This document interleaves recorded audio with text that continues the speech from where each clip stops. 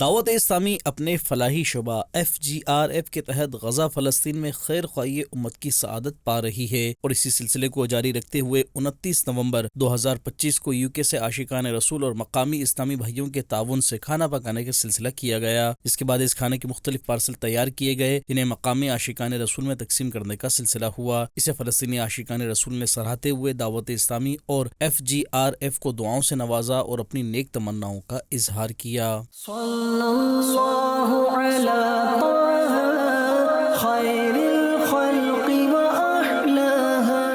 اس سے قبل 19 نومبر 2025 کو FGRF نے غزہ فلسطین کے مقامی اسپتال میں زیر علاج زخمی فلسطینی عاشقان رسول کی داد رسی اور اللہ پاک کے آخری نبی محمد عربی صلی اللہ علیہ وآلہ وصحبہ وبارک وسلم کی دکھیاری امت کی خیر خواہی کرتے ہوئے نقد رقوم تقسیم کی، جسے مقامی عاشقان رسول نے سراہا اور دعاؤں سے بھی نوازا اور مدنی خبروں کو بتایا۔ من لا يشكر الناس لا يشكر الله.